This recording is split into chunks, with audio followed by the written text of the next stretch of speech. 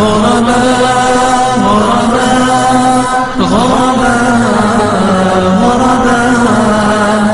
غرباء ولغير الله لا نحمي الجباه غرباء وارتضيناها شعار للحياة غرباء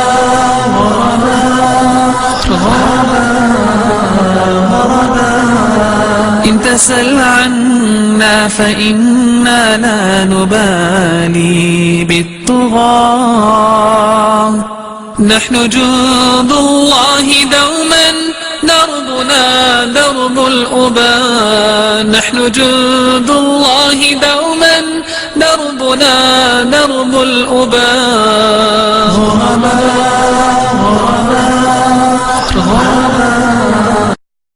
This project started towards the end of 2004 when I was still in New York, and the idea was to facilitate Arabic education for Muslims across the country. And the philosophy really I had was that one of the obligations and really responsibilities of Muslims is to be educated in their deen, and one of the biggest obstacles in us being properly educated in Islam is really the Arabic language, because the primary sources of the religion are in Arabic. At the same time as it's a responsibility collectively, I also believe that Muslims have a right, not just a responsibility, they have the right to a quality education that is accessible to every Muslim man, woman and child, and they should have a quality education at least in the Arabic language, which opens the doors to other areas of learning, be it Quran or Sunnah or any other area.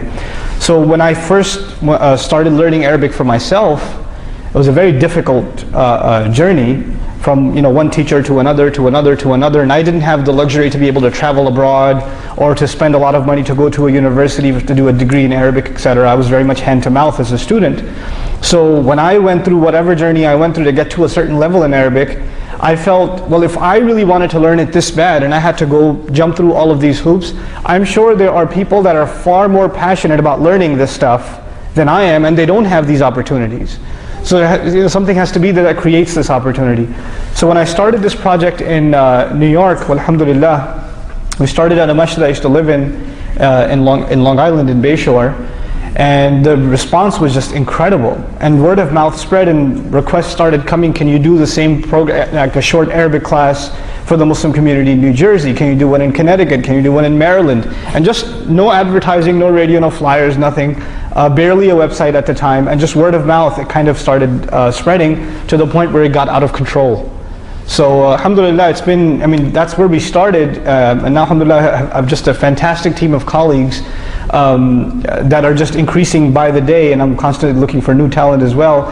Myself and my colleagues included, we must have visited over at least 180 masajid all over the country. Alhamdulillah, all over the US. Can I plead the fifth on that one? But I'll say Irving, right? I'll say Irving, okay.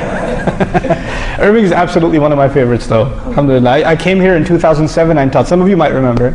I came here and taught in 2007, and I came with my brother-in-law. We're both from New York, and when we came here, I'm teaching the class upstairs, we had about 85, 90 students, and there was a volleyball tournament going on between the Irving brothers and the brothers from, I think, ISAT, or Central Masjid or something, and the guys at Irving were getting clobbered. They were getting destroyed.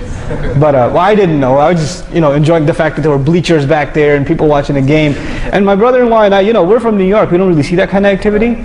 So we're like, is this Eid? Did we miss what's the party about? So we kind of decided to move it. But long story short, after all these years of traveling, the idea, the virus that got planted in my head was, we need to create like a serious program, not just something that introduces people to Arabic, but an actual proper alternative to traveling abroad to study Arabic over here in the US. And by Allah's grace and really miraculous help from Allah and completely unexpected overwhelming support from all over the country, we were able to set up our mini campus right here across in what used to be the Nokia headquarters. So we've taken up the 5th floor, and we've started our program, alhamdulillah, and so far so good, inshallah ta'ala. That's good. So I've heard actually news about next year planning, Yeah, we started our registration for next year. And those of you that want to know more about it, inshallah, maybe towards the end of this program I can talk to you folks about it. But what I'm looking for is high school graduates and older that are brave enough to spare a year of their academic life. It's 10 months long, and the next batch starts in 2011 September. It starts in September 20th or so, inshallah. And already, I mean, it's been a couple of weeks since we opened up registrations, and I don't have any Dallas applicants yet, but we have several applicants from outside the Dallas area already. Alhamdulillah. So I'm hoping we see some more local participation this year, inshallah. So let's get down to the nitty and what role does a Muslim teen play in today's high school and college, and also even to the point of last question of being a young professional? Okay, so one thing at a time. Right, one thing at a time. Okay. The thing is that, when we're talking about the teen growing up in high school, the pressures and all the different, peer pressure that they get and the different levels of expectation that the parents have at home, how can you show them, give the perspective of... I have kind of a weird perspective on this.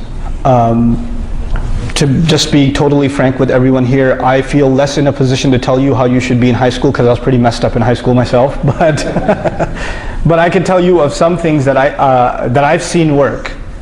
And I want to start with a recognition that there are two ways you can look at Islam. There's really two main ways you can look at this deen in your life. And one of those ways is, well, what's the bare minimum that this religion wants from me? And after that, it can leave me alone and I can do what I want. In other words, just tell me what I cannot do, the absolutely bad stuff that's going to land me straight to hell.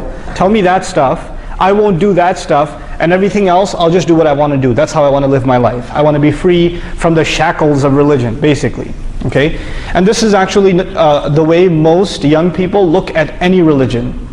Most young people look at a religion as a way, it just tells me not to do things. It stops me from living my life, right? Be it, strict or conservative Christianity or Judaism or even conservative, aspects of Islam or whatever. Whatever it may be, it's keeping me back from, living it up, so to speak, And high school is being pushed, and it's been pushed forever, as the golden years of your life. That's when you really should be partying. How many high school movies do they make, right? About how you should be going and doing whatever you possibly can in high school, because after that real life sets in or whatever. On the other end, there's another way of looking at Islam. And the other way of looking at Islam is that we were given this gift of Islam, not chains. Islam is not chains that are shackling us. We were given this gift, and this gift gives us this really high purpose. I wasn't sent on this earth to party. I was sent on this earth to do an amazing task. And there's a huge population on the earth who Allah decided He will not give them the gift of Islam. They didn't deserve it like I did. Allah gifted me with Islam. And the best years of my life that I can serve Islam with are what years? My early years. The youth of my life is the best part of my life that I can serve Islam with. Now these two very different points of view. One point of view asks, what's the least I can do and get by? And the other point of view asks, what more can I do? I want to do more. I want to help other people see how awesome this deen is, etc. And what I've come to realize is, if I use sports terminology for a second, you know how we talk about defense and offense? If your team's on the defensive, what's already the case? When your team, whether you're playing football or basketball or whatever, if you're on the defense, what seems to be the case? You don't have possession. The other side does, right? And if you're on defense most of the time, that's a pretty good indication that you are winning or losing the game. You're losing. Because you're constantly on the defensive. That's how you are in basketball, aren't you? Right, I'm on defense, yeah. So that's why this happened. So, but anyway, this idea of holding back and saying we just have to at least defend a few of the things that Islam wants us to, and the rest of it, we can let go. What you're asking for is eventual failure. You're gonna start making the list of things, the no-nos. You're gonna make that list shorter and shorter and shorter until there's nothing left. On the other hand, the winning attitude is really offensive. What more can I do? And I want to give you, I've given this example in a khutbah here before. I want to share that example with you. I'll keep my friend's name anonymous. But he went to high school, and before he went to high school, he was in a Hifz program. So you memorize Quran, and when you memorize Quran, of course you're sitting in the masjid with other kids that are memorizing Quran, you're with the Hafizah most of the time, then you go home and you review Quran, and you're just surrounded by this really pure gathering all the time.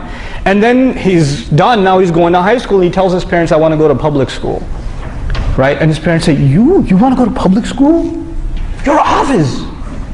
You can't go to that terrible environment. You're going to get all messed up. And you know what he says? He says, well, I just learned Allah's book. And the people who need to hear about Allah's book the most are the people in high school.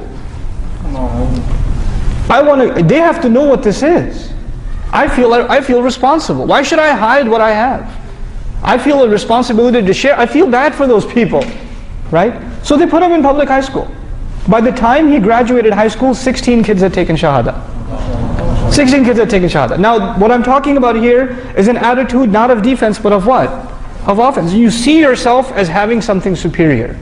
So when I'm talking, especially young people nowadays, I feel like I'm putting you guys on the spot. I don't know for sure, but I guess I'm going to stereotype. A lot of you, you're not proud of Islam. You're not proud of it. Like, this is it, man. Everything else, I feel sorry for these people. Instead, what's happening to our girls, our daughters, is when they see some girl dressed a certain way, they say, oh, I wish I could dress like that. Too bad it's haram. Right?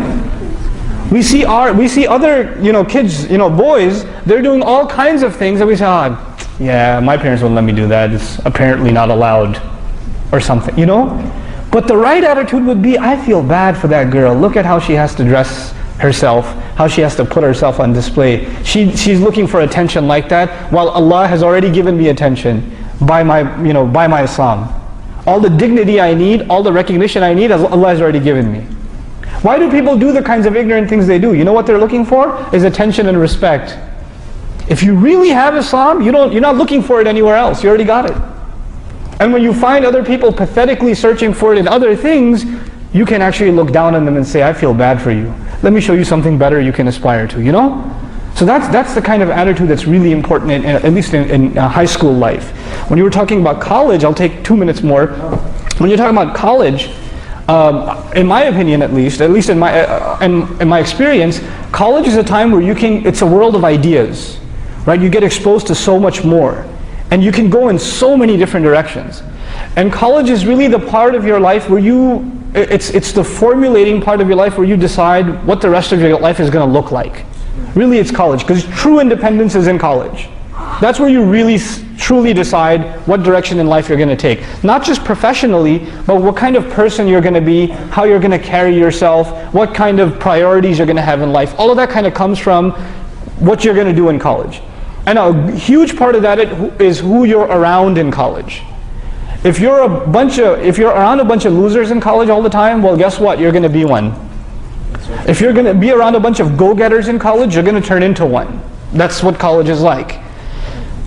The thing to do in college, in my opinion, is to of course, take care of your academics, but on the other side, be heavily involved in something like an MSA. Use your spare time to do some productive stuff. Whether it be putting programs together, or you're doing food drives, whatever it is you're doing, whether it's study circles or something, but the MSA to me is like a lifeline in college. And if you're not part of it, you're really missing out on something that's going to hurt you way down the line. The role that the masjid is supposed to play in the life of a Muslim during college, the reality of it is that's what the MSA plays. And I know MSAs have problems and drama and all this stuff. Is Ubaid here? His t-shirt, right? He made an MSA t-shirt that says, "We know drama," right? So, right? But that's true. Nonetheless, the Muslim Students Association, I think, at least for me, was a lifesaver. Wallahi, it was a lifesaver. Had it not been for the MSA, Allahu A'lam, I would have never met anybody who would make me want to commit myself to praying regularly. I wouldn't have met somebody like that. So, yeah, through the MSA, and some of the great scholars we have going around nowadays are ex-MSA people. They came out of the MSA, So don't trivialize it. Don't think little of it. Really, make it a big part of your life in college, inshallah. And if your school doesn't have one, make one. You should be the one to make it. You should be the one to create it. And actually nowadays, so many high schools, I'm so proud of them, high schools are starting to make MSAs. I went to the MSA at Euless, the Trinity High School the other day. I was shocked. It was like 80 kids there. I was like, where did you people come from? You know? But subhanAllah, it's a thing of pride when Muslims come together and they're trying to do something like that. So that would be my advice for college. What was that last thing again? When you become zombies and you get into the workforce? Yeah, basically. Yeah, that's the last bit, right?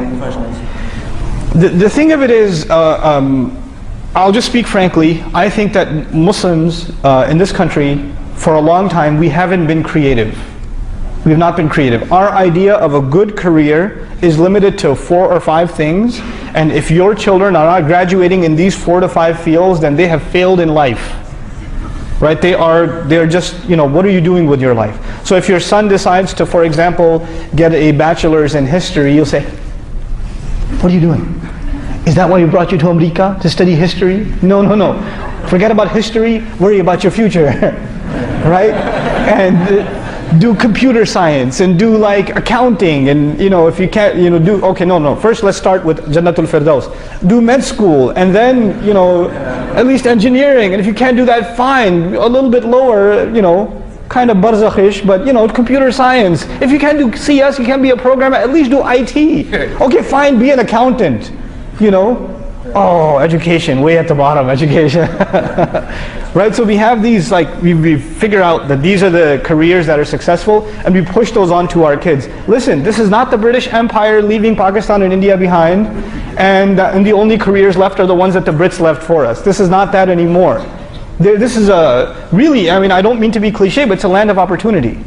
Right? And there's so many creative fields that we could use Muslims in, and that you can, it's not just that it would be a great service to the community, but they can really be lucrative careers. So my first bit of advice would be to first, you know, identify for yourself, and college is the time to do that, and high school is the early time to do that. Identify for yourself what are the subjects and what are the areas of study or specialization that you find interesting, that you really like, genuinely like.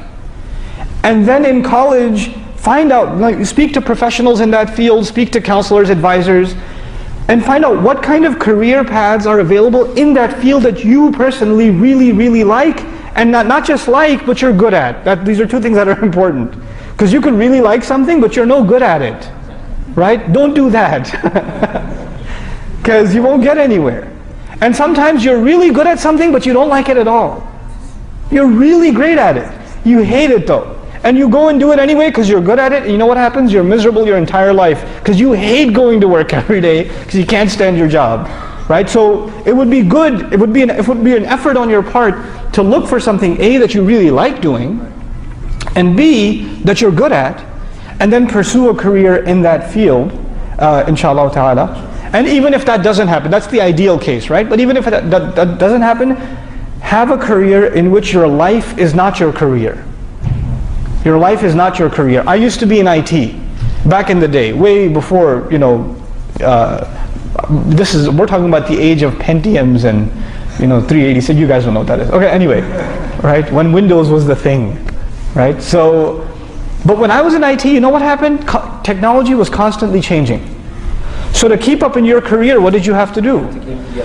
You're at work when you're at work, and you're at work when you're home, so you can stay at work the next day to keep up with your career. So your work basically consumes you.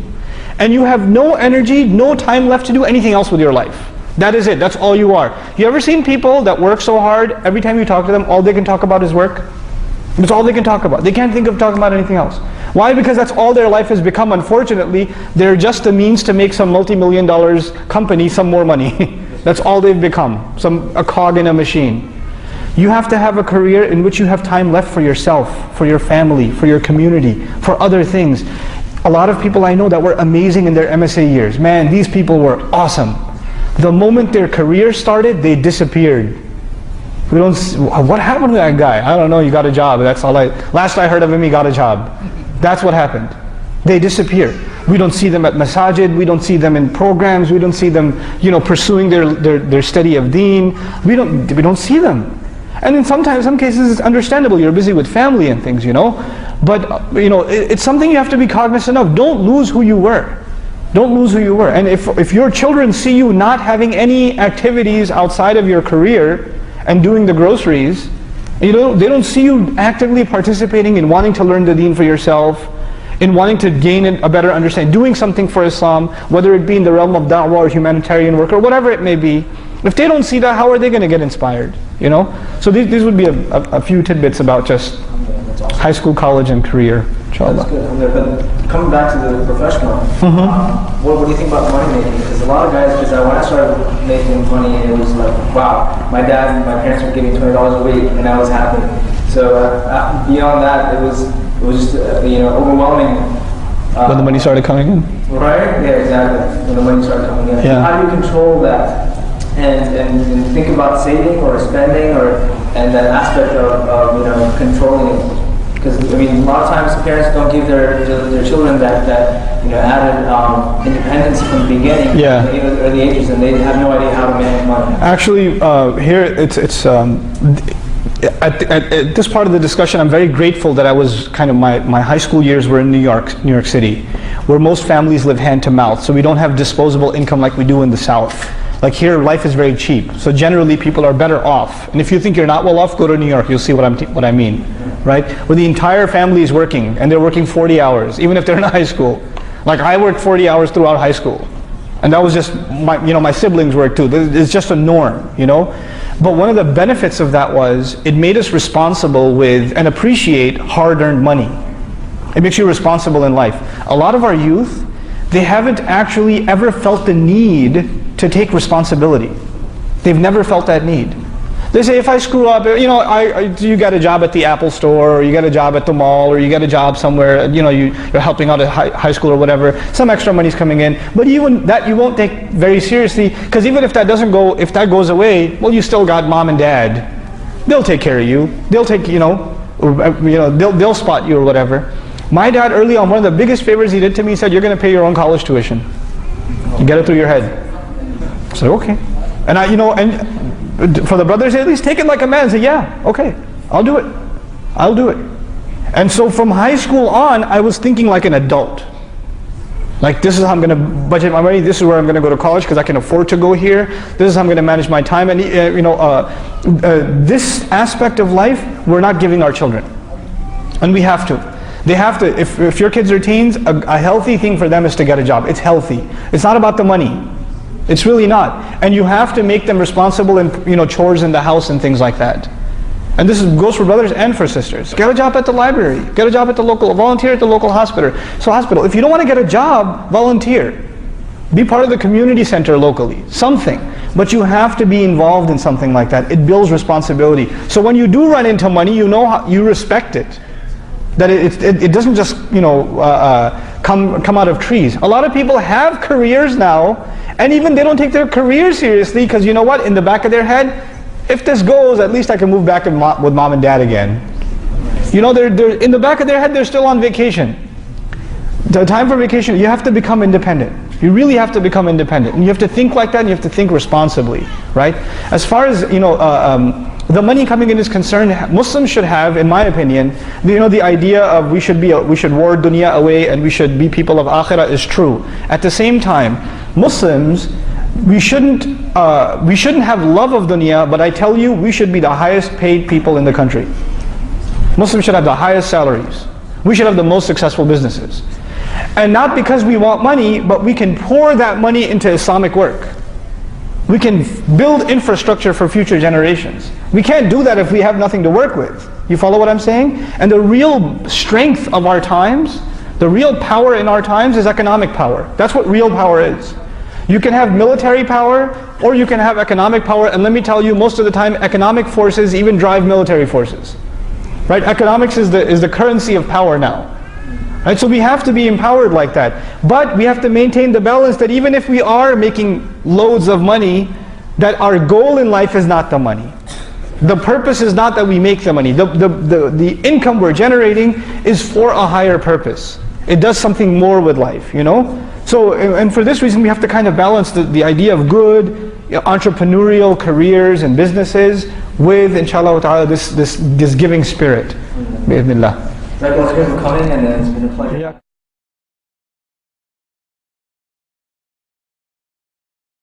طلع البدر علينا من ثنيات الوداع وجب الشكر علينا ما دعا لله داع أيها المبعوث